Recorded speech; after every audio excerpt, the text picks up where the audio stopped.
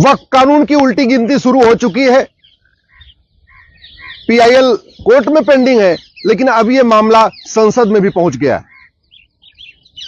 राज्यसभा के सांसद आदरणीय हरनाथ यादव जी ने इसके लिए एक प्राइवेट मेंबर बिल पेश किया है। जो हरनाथ यादव जी ने वक्फ कानून खत्म करने के लिए बिल पेश किया, उसका कांग्रेस और उनके सहयोगी दलों ने, इंडी अलायंस ने इसका जबरदस्त विरोध किया। बाद में वोटिंग हुई और वोटिंग के आधार पे उनका जो बिल था वो वहां पे पास हो गया है। अभी कानून खत्म नहीं हुआ है, बल्कि अभी यह केवल अलाउ हुआ है कि हां, उनके बिल पे चर्चा होगी। अब जो ये बिल राज्यसभा का है, जो वोटिंग के आधार पे, बहुमत के आधार पे पास हुआ है, यह जाएगा राष्ट्रपति जी के पास। राष्ट्रपति जी उसको अप्रूव करेंगी, फिर वो वापस आएगा वाइस प्रेसिडेंट के पास और फिर राज्यसभा में चर्चा होगी। जब राज्यसभा से पास हो जाएगा, फिर लोकसभा में जाएगा। और इस बीच अगर सरकार ने कोई बिल पेश कर दिया और सरकार ने कानून वापस ले लिया अपनी तरफ से बिल पेश करके, तो स्वाभाविक सी बात है, ये कानून अपने आप खत्म हो जाएगा। अब तक पूरे देश में 120 पीआईएल फाइल हो चुकी है और यह बात केंद्र सरकार ने अभी कोर्ट में एक एफिडेविट फाइल करके हमें बताया। हमारी पीआईएल पे केंद्र सरकार के कानून मंत्रालय, गृह मंत्रालय को नोटिस जारी हुआ है। उसी के जवाब में केंद्र सरकार ने बताया है कि यह मामला केवल दिल्ली में नहीं है, बल्कि देश की सभी हाई कोर्ट में वक्फ कानून के खिलाफ पीआईएल आ चुकी हैं और अब तक टोटल 120 पीआईएल आ चुकी हैं पूरे देश में। इसलिए हमने यह भी रिक्वेस्ट किया है केंद्र सरकार से कि आप सारी याचिकाओं को एक साथ क्लब करके एक साथ सुप्रीम कोर्ट लेके आ जाइए। यह संविधान अधिकार भी देता है, यह संविधान में प्रोविजन भी है आर्टिकल 139 में कि अगर एक ही विषय पे देश की अलग अलग हाई कोर्ट में मैटर पेंडिंग हो, तो केंद्र सरकार एक एप्लीकेशन मूव करके सुप्रीम कोर्ट से यह कह सकता है कि देश की सभी हाई कोर्ट की पीआईएल को आप सुप्रीम कोर्ट में ले लीजिए और एक साथ सुनवाई कर लीजिए। या सुप्रीम कोर्ट से केंद्र सरकार यह भी कह सकती है कि देश की अलग अलग हाई कोर्ट में बहस करने की बजाय, चूंकि हर जगह केंद्र सरकार को अपना वकील भेजना पड़ेगा, तो सेंट्रल गवर्नमेंट यह भी सुप्रीम कोर्ट से रिक्वेस्ट कर सकती है कि आप पूरी देश की याचिकाओं को दिल्ली हाई कोर्ट में ट्रांसफर कर दीजिए, क्योंकि solicitor general, attorney general Delhi में ही रहते हैं, तो उनके लिए दिल्ली हाई कोर्ट में जाके बहस करना आसान हो जाएगा। क्या करेंगे, यह सरकार का अपना अधिकार है, सरकार अपनी तय करे, उसकी सरकार की अपनी स्ट्रेटजी होती है। लेकिन हमने जो पीआईएल फाइल करके कहा है कि वक्फ एक्ट जैसा कानून पूरे दुनिया में नहीं है। यह वक्फ एक्ट सबसे पहली बार नेहरू जी ने 1954 में बनाया था। और बनाया किस लिए था? क्योंकि विभाजन के बाद बहुत सारे परिवार यहां से चले गए पाकिस्तान। उनकी जो जमीनें थी वो बहुत थी, उन जमीनों को कायदे से सरकार को ले लेना चाहिए था और जब पाकिस्तान से हिंदू आए तो उनको उन जमीनों पे बसा देना चाहिए था, क्योंकि जो पाकिस्तान से हिंदू आए, जो उनकी जमीनें वहां खाली पड़ी थी, जो भारत के मुस्लिम्स गए, उनको वहां बसा दिया गया। पाकिस्तान सरकार ने यही काम किया कि जो लोग हिंदू अपनी जमीन वहां से छोड़ के आए थे, वो जो उनकी जमीनें खाली पड़ी थी, उसको सबसे पहले क्या किया कि जो भारत के मुस्लिम्स गए थे उनको बसा दिया। इसके अलावा जो और भी जमीनें पड़ी थी उसको सरकार ने खुद ले लिया या आसपास के उस पर हॉस्पिटल बना दिया, कुछ और काम कर दिया। यही काम नेहरू जी को करना चाहिए था कि जितने लोग यहां से गए थे पाकिस्तान, उनकी सबकी जमीनों को एक्वायर कर लेना चाहिए था।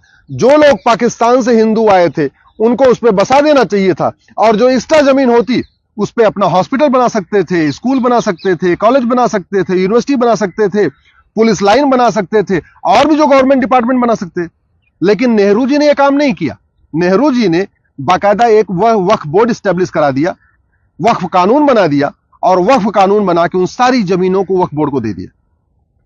यह कानून इतना खतरनाक है कि आज अगर वो सुप्रीम कोर्ट को कह दे, यह सुप्रीम कोर्ट वक्फ बोर्ड की जमीन पे बना हुआ है, तो सुप्रीम कोर्ट के रजिस्ट्रार उस नोटिफिकेशन को कोर्ट में नहीं चैलेंज कर सकते। सुप्रीम कोर्ट के रजिस्ट्रार को भी वक्फ बोर्ड के सामने जाना पड़ेगा। उस कानून को राजीव गांधी ने 1984 में और मजबूत किया। ध्यान से समझिए, नेहरू जी ने 1954 में वक्फ कानून बनाया। राजीव गांधी ने 1984 में, जब उनको 400 सीट मिली, उसी साल 1984 में उस कानून को और मजबूत कर दिया। उसके बाद 1995 में नरसिम्हा राव की सरकार ने जो नेहरू जी का कानून था और जिसको राजीव गांधी ने मजबूत किया था, उस कानून को वापस लिया और भी खतरनाक एक नया कानून बना दिया 1995 में। और 2013 में जाते जाते सोनिया जी की सरकार, मनमोहन जी की सरकार ने 2013 में उसको और खतरनाक बना दिया। ऐसा खतरनाक कानून बनाया है कि इलाहाबाद हाई कोर्ट को वक्फ बोर्ड ने बोला ये हमारी जमीन है, और इलाहाबाद हाई कोर्ट उस नोटिफिकेशन को चैलेंज नहीं कर पाया। वक्फ बोर्ड से गिड़गिड़ाता रहा कि नहीं नहीं ये तुम्हारी जमीन नहीं है, हमारी जमीन है। वक्फ बोर्ड नहीं माना, Allahabad high court supreme court आया। ध्यान से समझिए, इलाहाबाद हाई कोर्ट जो सबके मुकदमों का फैसला करता है, वो अपनी जमीन नहीं वक्फ बोर्ड से छुड़ा पाया, उसके लिए उसको सुप्रीम कोर्ट तक आना पड़ा। यह कानून है कांग्रेस का, जो सबसे पहले नेहरू जी ने बनाया, राजीव गांधी ने उसको और मजबूत किया, नरसिम्हा राव ने उसको और मजबूत कर दिया, और बाद में मनमोहन सिंह ने और मजबूत किया। यह कानून इतना खतरनाक है कि जो बड़े लोग हैं, पैसे वाले लोग हैं, उनको नोटिस भेजता है और उसके बाद कहता है 10 लाख दो, 20 लाख दो, 50 लाख दो, तब हम नोटिस वापस लेंगे, यानी उनसे वसूली करता है। लेकिन जो गरीब हैं, शेड्यूल कास्ट हैं, शेड्यूल ट्राइब हैं, आदिवासी हैं, उनको नोटिस भेज के कहता है कि अगर तुम इस्लाम कबूल कर लोगे तब तुम्हारी जमीन तुम्हारे पास रहेगी, और नहीं तो यह जमीन वक्फ क्यों हो जाएगी। अब जो सोचिए आप, भोपाल से झबुआ 700 किलोमीटर दूर है। झबुआ एक आदिवासी क्षेत्र है। झबुआ के जो आदिवासी हैं, उन्होंने झबुआ की लोकल कोर्ट को भी कभी नहीं देखा। भोपाल तो देखना उनके लिए असंभव है। अब झबुआ में वक्फ बोर्ड एक नोटिस भेजता है और कहता है यह जमीन वक्फ की है। आदिवासियों से कहता है इसका जवाब देने तुम भोपाल आओ। अरे, जिन आदिवासियों ने झबुआ की लोकल कोर्ट नहीं देखी, वो भोपाल 700 किलोमीटर दूर कैसे आएंगे। और फिर कंडीशन क्या रखता है, अगर अपनी जमीन छुड़ानी है तो कन्वर्ट हो जाओ। मेरठ और मुजफ्फरनगर लखनऊ से 600 किलोमीटर दूर है। मेरठ और मुजफ्फरनगर की जमीन पे वक्फ बोर्ड कब्जा करता है, उसके लिए मेरठ मुजफ्फरनगर वालों को लखनऊ जाना पड़ता है, क्योंकि लोकल कोर्ट में उस नोटिस को चैलेंज ही नहीं कर सकते। अच्छा, अगर किसी की प्राइवेट जमीन पे वक्फ बोर्ड कब्जा करता है तो लोग अपनी जमीन के लिए फिर भी लड़ते हैं। लेकिन जो गोचर की जमीन है, जो पार्क है, जो ऊसर जमीन है, जो बंजर जमीन है, जो खेल का मैदान है, उसको जब वो वक्फ बोर्ड कब्जा कर लेता है, उसके खिलाफ तो कोई नहीं लड़ता। लेखपाल पटवारी के पास कहां इतना टाइम है और कहां इतना उनके पास पैसा है। सरकारी अधिकारी के पास, तहसीलदार के पास, कलेक्टर की जाके उससे 600 किलोमीटर दूर, 700 किलोमीटर दूर लड़ते रहेंगे। नतीजा यह हुआ है, रेलवे और डिफेंस के बाद सबसे ज्यादा प्रॉपर्टी का मालिक वक्फ बोर्ड बन चुका है। इस समय तीसरे नंबर की प्रॉपर्टी, जितनी प्रॉपर्टी वक्फ बोर्ड के पास है, इतनी प्रॉपर्टी तो मंदिरों के पास नहीं है। हिंदुस्तान में सबसे ज्यादा बहुसंख्यक रहते हैं हिंदू।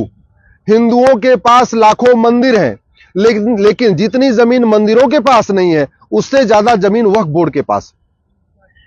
मैं सरकार से निवेदन करता हूं, तत्काल इस नेहरू के महापाप को, राजीव गांधी के महापाप को, नरसिम्हा राव के महापाप को और मनमोहन सिंह के महापाप को, इसको वापस करिए, इसको खत्म करिए, इस महापाप का अंत करिए।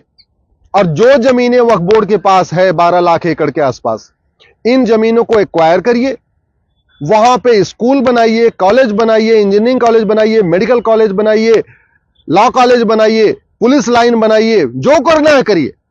वहां से जो पाकिस्तान से विस्थापित आए हुए उनको बसाइए, जो कश्मीर से विस्थापित आए हैं उनको बसाइए, जो कुछ करना है करिए, लेकिन इस कानून को खत्म करिए।